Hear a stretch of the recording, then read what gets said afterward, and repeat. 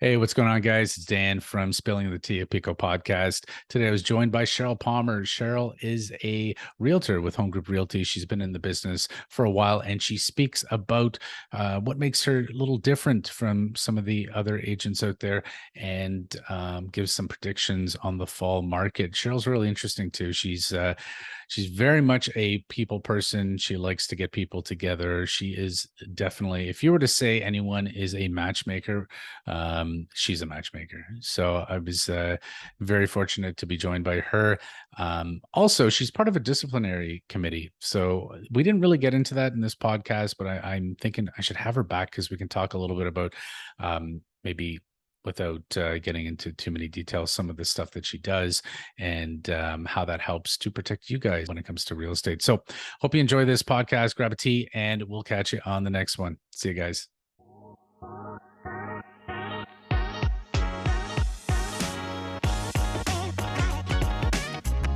Hey guys, welcome to Spilling the Tea, a podcast brought to you by Pekoe Mortgages.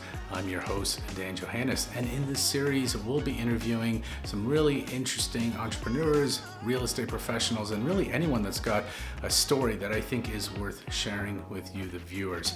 So sit back, relax. I hope you enjoy it, and please comment, subscribe, and share with your friends. Hey guys, welcome back to another episode of Spilling the Tea, a Pico podcast. I'm your host, Dan Johannes, and today I'm joined by Sheryl Palmer. She's from Home Group Realty, and she's an awesome realtor. She's based in Fergus. That's where she lives, but she services that area. And I'm glad, Sheryl, I was able to get you here. We've had some technical difficulties getting this far, but we had a great conversation, and I'd like to dig into that a little bit deeper, not only on you and how you got into real estate, because you did mention you've been here for in the industry for almost 10 years now, but how you focus on your clients, and we'll chat a little bit about today's market and where you think it's going. So thank you for joining us, Sheryl. Thank you, Dan. It's good to be here, in spite of the technical difficulties. Yeah. I know. I was just saying, maybe if we can get your son, who you said is IT, a lot better at it than I am. Maybe we'll get him on call and he can do the technical thing for us. But yeah, I'm glad we got it sorted out here. But let's jump in a little bit into your story, because I find it a little fascinating. My first conversation with you on the phone, you had mentioned, I think you were doing sort of like you just wrapped up a party. Was it you were doing a big party and you got a bunch of people together? And that's one of the things that kind of intrigued me, is because the one thing I've noticed about the whole real estate transaction is it's all about being comfortable with the people you're working with, whether it's an appraiser, a home inspector, the lawyer or the real estate agent. Everyone wants to kind of say, hey, I'm working with a friend, right? It's all about building and forging those relationships. And you struck me as someone on the phone that is out there just being the life of the party and letting everyone know that you're more than just a realtor. So can you talk a little bit about that? Like, what makes you different? Well, so yes, I'm about not coming up as finishing 9 years, and it's important to know where your business comes from. And for me, being social, being myself, being practicing how I would like to be treated as a client. So yeah, the party I had was at a family farm out towards Bellwood, and it's my friends, it's my family, it's my sort of sphere of people I can count on to use my name in real estate. People who share my cell phone, my text, my whatever, just are in, and everybody's passionate about real estate. Everybody wants all that information, and that is a natural conversation. Like when I go to parties and real estate starts, it's only my husband who will be like, oh, another real estate conversation, right? But so yeah, I tend to draw to people who are also authentic, very trusting. I think that when you make an introduction to somebody like what we had on the phone, instantly if you're comfortable talking to somebody. And And this whole real estate is not just a transaction for me, but it's a relationship.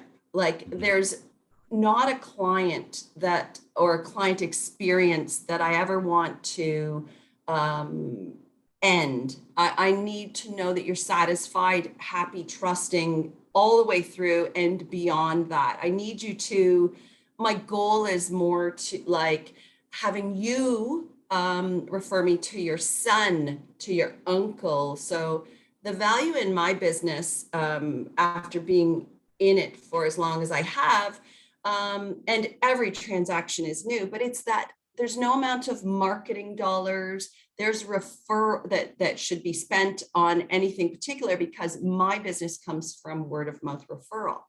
So, I have my website, I have my lead generation stuff going on, but my paychecks come from the relationships that I build. And Yeah. having that connection with somebody straight off, having mortgage professionals aligned to service your clients the way you see them, that fitting your scenario. So why go and look at a house in tire kick and waste my time, your time, and the seller's time if you're not qualified, if you don't have all your I's dotted and T's crossed, right? So I follow my gut, and I'm very serious about what this is for people, because I really honestly believe, like for myself and most, that your real estate is probably your largest, most valuable investment. So doing the right thing, buying the house that suits you, your budget, your needs, knowing all the areas of concern, the future cost of renovation, and figuring out, like we say, we want a double garage and we want 3 bedrooms and we want 3 bathrooms. What we want, need, can afford, all those things need to align. So I guess when I started in real estate, I wanted to be that person who wasn't a hounding salesperson, but someone to provide information, guidance. And as much as I have experience in all not a lot in commercial, I have a referral network for things that I'm not comfortable with, the cottages up north, or the large commercial. There are purchases or rentals. There are people who only specialize in that. So I am not afraid to refer. Yeah, when you hear people that are saying, hey, yeah, I specialize in everything, like you got a whole laundry list of, yeah, I do commercial, I do mixed use, I do cottage, I'll do rentals downtown. I mean, that's where it's kind of like, well, maybe jack of all trades, but I don't know if you specialize particularly in maybe even a certain geographic region too, right? I've worked with realtors that are out of town, and they have no idea of the certain market they're dealing with, and that can be incredibly important when you're going in trying to price a property or put an offer on a property that you're really not sure where it should fit.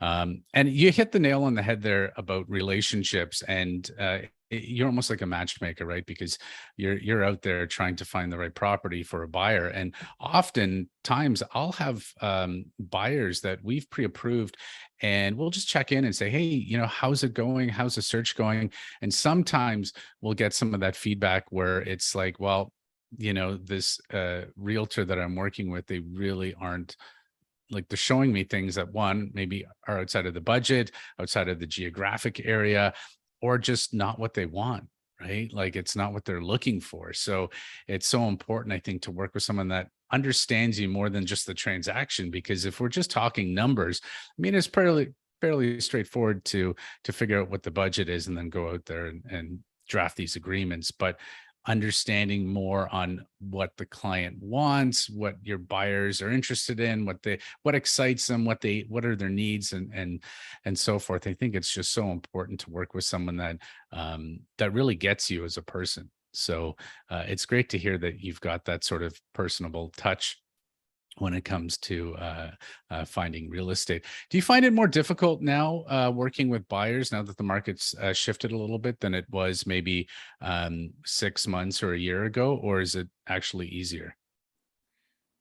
Well, now we earn our paychecks. Before we were in such a competitive situation with multiple offers on everything. It was with lack of inventory, with rates so low. We're moving into a more balanced market. We earn our paychecks now by working harder through those details, and it's healthier. Although it's going to cost more for people to own homes, to get into the market, it's worth the effort. Like, it depends on your plan. It depends on your situation. And like, qualifying and spending as much as you can possibly get has been a thing for people. But those situations where people are qualified with the stress test there, and then they overspend and that appraisal comes in light, we need more time to work on the details better. And that's what this market's doing. It's less of a panic, it's less of a rush. And, I wish I had a crystal ball to say what was coming up, but the fact is each situation's different and each person's needs are different. So every relationship is different, and figuring it out as we go, altering those qualifications, borrowing money from grandma, getting that gift, all those things have to work into a scenario. So if I have somebody who calls me off a listing and wants to see through, I have lost some people because they really just want to see the house. Well, I don't know who you are. I don't, like, there's some I's to dot and T's to cross there. And I have had people say, I just want to see the house. Well, I'm just not going to show you the house because it's important for my time, for your time. Like, it's tire kicking. And it's important to have the right consultation, the right information, follow not even a sort of a checklist, but a path to make sure you're successful, because this is a big deal, a big venture. And I want you to like and trust me so that I'm listening. And I'm going to explain to you, maybe you can't have the double garage in your budget, but you can go to this area. And so as far as my area of practice goes, I can go anywhere in Ontario. I prefer to stay within, an hour's drive, but it also has to be somewhere that I feel comfortable having the knowledge about the property. I have family in Listowel, I have family in Hanover. I will do that Owen Sound, Georgian Bluffs country property for people that I know and trust and have the technical abilities to sign things. And I remember my nephew was buying, and I said, so when you go on your computer, and they said, we don't have a computer. So wow. It's like, but you can sign on your phone. And for me, I understand the importance, because when I send a document and say, we're under a timeline, here's the document, and it comes back into my inbox immediately, there are some clients that don't read the details. So they sign, it's electronic signature, they push accept and they go. So I take my position so seriously because you trust in me, and that's who I work with. And so, yeah, I stick around home. Ideally, I was born and raised in Guelph, and so that's where my office is. But my office is here at the kitchen table in Fergus, and yeah. That's kind of nice. It's nice that you kind of stay local. I went to school in Guelph too. It's a great town. I just heard yesterday, I don't know if you heard the news, that the Guelph Nighthawks, which we sponsor, they are moving. They're the basketball team. The Canadian Elite Basketball League decided to pick them up and move them out. So disappointing, because it was fun to check out those basketball games, and Guelph is a very lively community. And you're so right too, like having family and in sort of thing, it's kind of nice because you have ties, and hey, right, that's a great street, or that's supposed to be a fantastic school, or it's just around the block from that great restaurant. So really understanding the local communities is so important. And I think you mentioned something that was kind of I think pretty relevant here is even though interest rates have gone up, right? And we're seeing more inventory hit the market, the days on market are going higher. People are starting to realize this is not the same market we had 6 months or a year ago. But that's a really good thing, because people back then, it was like the shotgun approach, right? You just go out there and you just blast away, and whatever you can get, you get. You'll out any conditions, you waive everything. And then it's like, when the dust settles, did we, get a good price on this? Is this what we wanted? And so I'm not too surprised, but I am seeing some folks circle back from, a year or so ago, being like, hey, we're considering moving. And that's sort of like one of those, when you have the initial conversation of, okay, what are you looking for? What's your budget? Let's, run through those numbers. And then it turns into well, we didn't really like it, but it was what was available at the time. Yeah, it's at least in this market, even though things have slowed down, it's giving a lot of people that opportunity to just breathe, step back, read the documents, read everything that they get, and take the time. And especially, I guess, for you, if you're representing a buyer, you don't have to just run out constantly, jump in the car and get to as many as you can, because half of those are going to be sold by the time you get home. You can say, okay, let's plan this weekend to do whatever, or let's go visit these houses, and then sit down and really talk about the differences and what they liked and didn't like. So here's a question for you. If you've got a seller that's entering this market, what would you recommend for someone that's going in? Because I can speak a little bit on the numbers side. We know that interest rates have gone up. We know the stress test has gone up. So if someone's looking to sell and then get into another property, they've got to keep that in mind. What can you afford now in today's market? We know that inflation's through the roof, even though the numbers came in on Tuesday a little bit lower than what we anticipated at 7.6%. We are well off our benchmark, or our target overnight rate, or target rate rather, of 2.2% or 2% by the government. So we're likely going to see more interest rate increases on this. But some people have to sell, right? They're like, well, we've got, like, for example, I've got a neighbor down the street, and they had downsized. So they had a pre-construction years ago. They were planning on moving into it. They need to sell their house. It's just poor timing, because they need to get out of this one. So what do you recommend for a seller that's got a kind of list in this market? Well, right now, being more balanced, I think the most important thing would be prepared. Make sure that house is in great shape. Make sure you are priced accurately for what's happening in the market. You almost have to, there's a phrase, I can't think of what it is right now, but you're pricing forward. We can see what's happening and changing in the market. So we have to make sure we put the right data together.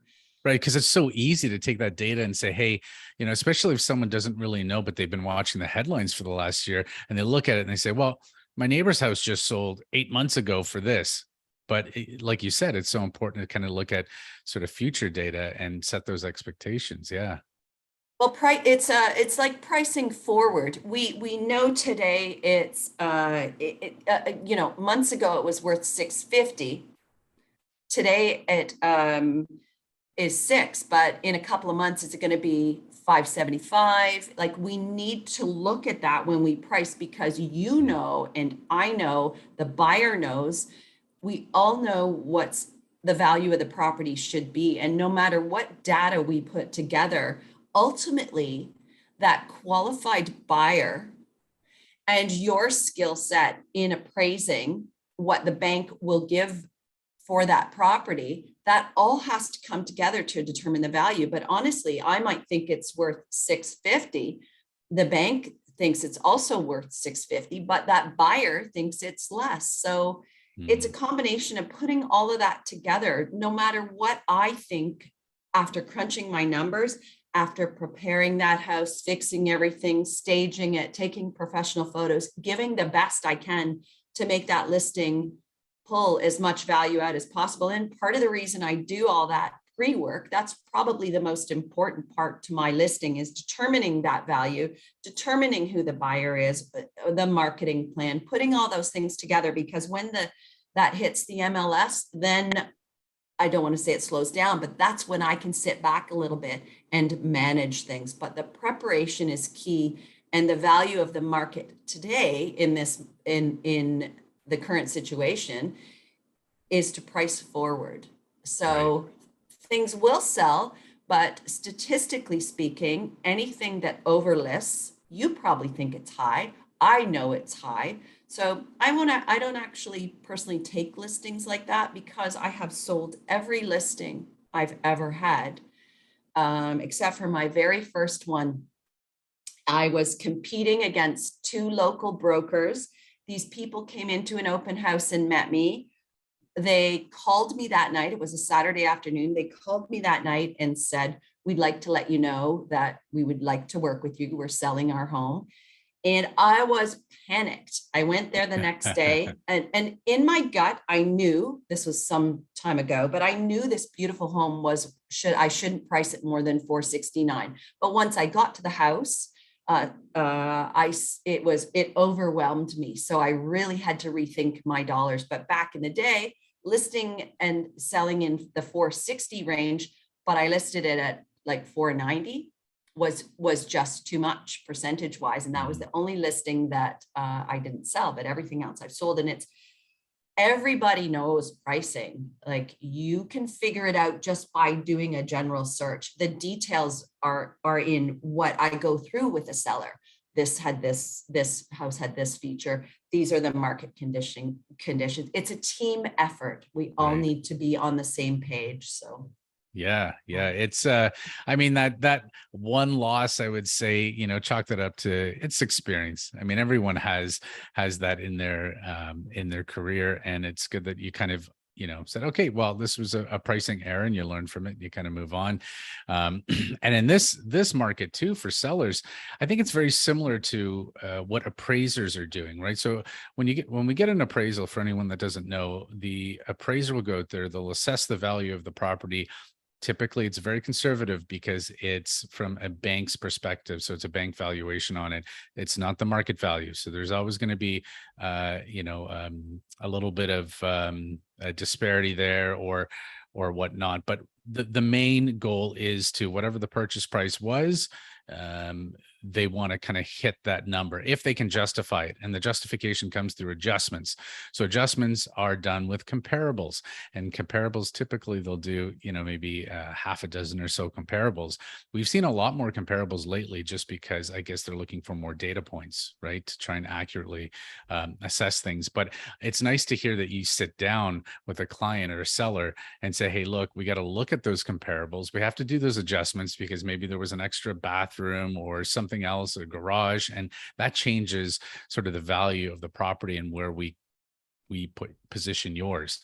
And you did mention things like staging. So do you think staging is something that's pretty important in this type of environment?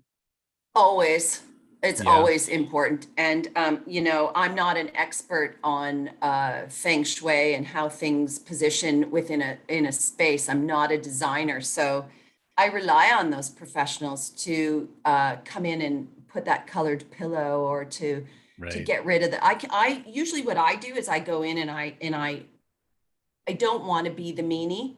I do know if a place is too cluttered, or if it's Oh, you see enough houses to get an understanding of what's cluttered and what's maybe not designed very well, or layout wise, or could be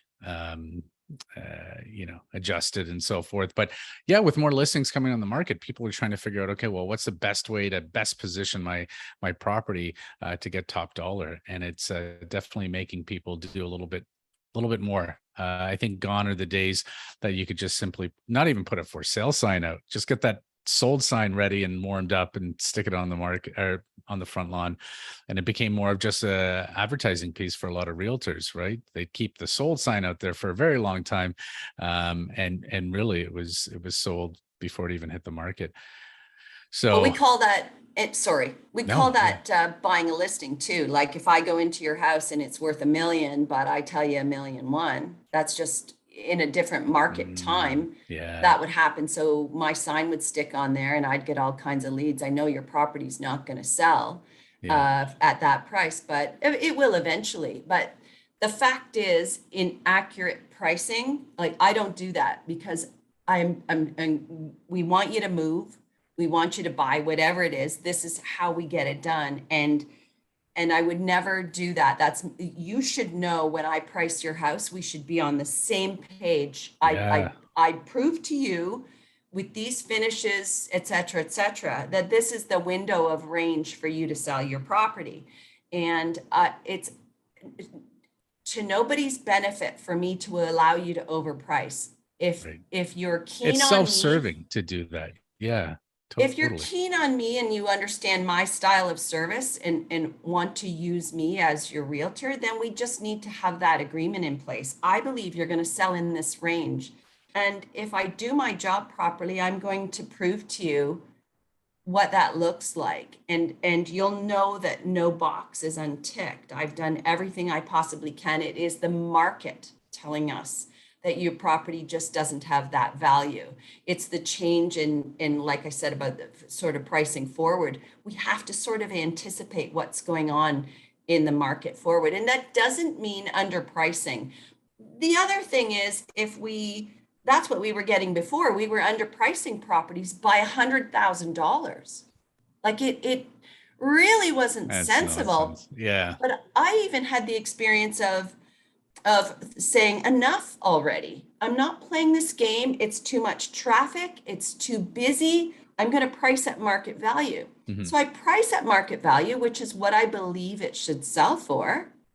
And I got no showings in a market that was, if you listed on a Thursday, you would have showings that night, Saturday, Sunday, Monday, you would be packed. Some people probably couldn't get into showings. So I priced this property at $699, thinking what it's going to sell for. 2 days, the second day in, I canceled the listing, which is not really a game, but it's an approach. And I listed it 100,000 less. And then I get even more. So it's a mindset. And yeah. It's so interesting when you start uncovering the psychology behind not only the pricing, but then the behavior of buyers and how they perceive things. It's like it's a discount, but we'll pay more. And especially when you got a lineup behind you and it's like, do you want the house or not? Yeah. Well, that's the beauty of this market now. We're not doing that. You can take your time. You don't have to get in right away. And if you do get an offer on the table, sellers don't always know this. You can do what you want with it. You can sign it back.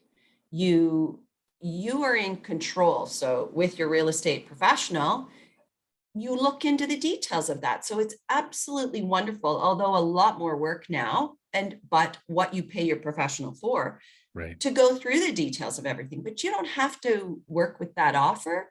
You can sign it back. Before we were in a different market where you'd have 8 offers. And really all that mattered was the price. So it's a healthier, more balanced, sort of sane market now for sure. Yeah. I agree. Definitely. It's interesting to see where things go in the fall time. What's your opinion on, let's get out that crystal ball for a second here. Actually, you know what, before we get into the crystal ball, the other thing I wanted to ask you is more specifically on how you work sort of with your clients. What would you consider, I guess, your niche? I know we talked about this a little bit earlier about some people say they specialize in everything. But is there a niche or a type of client that you like working with more than others, like first-time home buyers or people that are looking to downsize, or like what's kind of like the one that gets you excited? Well, I love first-time buyers. They are absolute sponges. That's true. Yeah. Like they need everything and it's fun. They don't even know about utilities. Like their questions are wonderful. And I had one of my sorry, not to cut you off, but I had a client, first-time home buyer, and they closed a few weeks ago, and they ended up reaching out to me, asking me how they connect their cable. So it was for their cable bill. So, but these are a lot of things, as I guess, coming out of if you're first-time home buyer or renter, you don't think about it, and it's the opportunity to ask those questions, right? I find it fun because they're sponges. They don't know anything about construction. you get to lead them the entire way. Right. So Right. I also really value those relationships. When you help somebody like that and you give them information, they are overwhelmed. They are grateful, and they continue to refer you and be advocates. Like my first time buyers here in Fergus, I get to watch their portfolio grow. They are now buying a second property. And I said, you know, the market, if you can afford to keep that, rent is atrocious. Rent it out and keep that, and let's buy this other home. It's a win-win for everybody. And if you explain how to do these things, and you know how to get people invested in second properties and so on, it's an absolute drive for both of us. And real estate is always so exciting. And usually, well, I've never seen a market where people lose their shirt. So hopefully we've qualified them well and done everything we can so that moving forward in 5 years' time, and that's important when I'm doing sort of a buyer consult, I need to know where we're going to be. And that's your advice on what product is right for them in their situation, you know, all the different rates and so Yeah. on. Like I've always been a variable rate lover personally. And part of that is because if something changes in my portfolio, I may need to change Access. low. Yeah. Right. Yeah. So I need to switch that up. But I also truly adore my elderly clients who need me to do a lot more for them. So, and I give what is appropriate to each situation. So I might have to get somebody to do a dump load. I may have to go into a very dated home where the sellers have lived for 30 years or it's their family home, and grab a couple of loads on my way by for the donate. Right. My service is very specific, but those are my two most fun, fulfilling, busy situations. That's buyer and seller, right? But Yeah. I just give it my best in every situation, and it's always residential condos. I have tried commercial. I prefer to partner up on that. It's a lot of work, and I personally think should be your focus. You're just Right. Yeah. my own take on it. I'm residential and I've done farms and things like that, but commercial is a different ball of wax, Yeah. It's right? a whole different beast. Like I do, there's not a lot of brokers that specialize in commercial or even do commercial. So I kind of stick with there's a multifamily residential sort of program by CMHC. So if you're getting purpose built commercial, but it's larger complexes, that I've been doing that for a very long time. So I'm very comfortable structuring those and kind of presenting those to banks and working on that program. But yeah, if it's anything mixed use or whatnot, I'm like you, where I prefer to refer it out. But it's interesting. You talk about the residential, and the two scenarios you gave me are the two different types of buyers and sellers that you like working with. To me, it that speaks a lot about sort of your passion of connecting with people, right? You love the story and you love being involved with their lives, and I think that's really important because it's more than just the transaction. It comes down to making sure that they're happy with that whatever decision that you help them make. So important, and I guess that people in this type of market really lean on people like you when it comes to what should we do. And this is where you can pull out your crystal ball maybe and talk a little bit about what you think might happen in the fall market. Like, where do you see things going? I think we're headed for a leveling. I think we're seeing a little taste of it now, and that's healthy. That Hmm. is healthy. We usually get another kick up of inventory and sales come the fall when people want to, like, you know, they've had the summer off, they've been slowing down as we watch interest rates Right. go up, and still inventory has been increasing, but As far as the fall goes, I would imagine we'll see a more balanced pricing.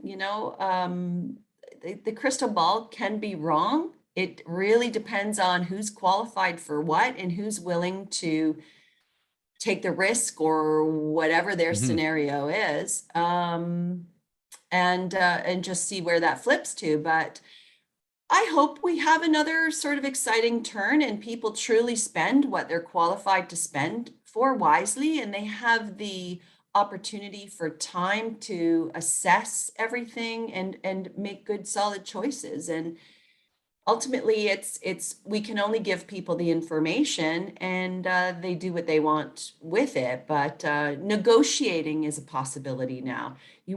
For me personally, a couple months ago, when I got a sale of property condition accepted, that was my sign Mhm. that, like, that is a changing market. I Right. can't tell you when I last had a sale of property condition in there. And it closed. Like, we did it, but we had to extend that sale of property and had to work through those negotiations, and it's done. In fact, that just closed last week. But Oh, um, right on. yeah, each situation is different, and I hope the fall brings sort of a security to people. They know what rates are going to do. They're in a healthier balance now. Right. Yeah. And I think, the initial sort of shock back in July, we had a 1% increase in that rate, and everyone was, oh my God. Like, and I think part of the issue too is the media sometimes doesn't help. They're there to kind of help sell headlines. And sometimes those headlines are just so it's kind of like data. It depends on how you slice it up. You can let it say whatever you want, right? So if they put their spin on it and people start really reading into it and they think that it's a lot more doom and gloom. But I was mentioning to someone a little while ago that if you look back at the last 40-year average on interest rates are actually right where they were as an average. So the 5-year fixed over the last 40 years has trended just above 5%. We're at that today. So we're not too far off the mark. It's just that we've been conditioned over the last 24 months that money should be really cheap, and sub 1%. Everyone was arguing back then, like, can I get a negative interest rate mortgage, because that was happening overseas. And it's that's not the reality. I think that little bubble it kind of burst, and we're back to reality now. And now that it's been a few months and people are starting to digest this and adjusting their expectations and then their habits, I think you're right. It's going to lead to a little bit more of a balanced market. I do think it's definitely an opportunity for anyone that's sitting on the sideline to maybe jump in, if that's the only thing that's kind of holding them back. Is, are things going to get worse or better? I'm looking at it from, the inventory hasn't been addressed. So we still are short by, I think, 1.5 million units by CMHC. They're supposed they're predicting we need that by 2030 in order to help the housing affordability issues we have today. I don't know if you saw, but yesterday I was just reading, there was an article that came out in the Financial Post, and I'll post a link to it here. But there's a company called Blackstone, and they're preparing to spend a record $50 billion to scoop up real estate bargains during the downturn. So this is happening a lot in the US, where we're seeing institutional buyers that are coming in. Last year saw 28% of transactions in the US, the United States, were by institutional buyers. So they were buying up inventory. And if you think about it, it's very similar to the stock market, where people buy when it's low and they sell when it's high. Real estate is no different as an asset vehicle for a lot of people that aren't just wanting to live in it. And these institutions are moving in. Blackstone is one of the largest buyers of real estate, and they actually opened up an office in May in Toronto. Blackstone Real Estate. What do you think they're going to do? They're going to buy up real estate. So I try to tell people, as if you kind of look at all the signs and they're pointing towards people lining things up to make the next move, and you have an opportunity here, it might not be a bad idea to jump in and buy, if the only thing holding you back is maybe wondering if there's lower rates around the corner or lower housing prices. So Anyway, and it's hard to say. It's hard to say where things are going to go in the fall. Maybe we should come back and do a revisit on this, Sheryl, when we've got some more stats in and see how the dust settles there. And then we can talk a little bit about what's going on in 2023. But thank you so much for joining me on this episode. I really appreciate you coming by and taking the time, even though we had so many technical difficulties. And yeah, it was really great talking with you. And you, Dan. Yeah. And so if anyone is interested in finding out more information on Sheryl, I'm going to link to her website below in the podcast here, and then her email address, and feel free to reach out. Yeah, we'll catch you guys on the next podcast. Always happy to have a conversation, Dan. Sounds great. I'll talk to you Right. soon then, Sheryl. You bet. Thanks. Thank Bye. you. Bye.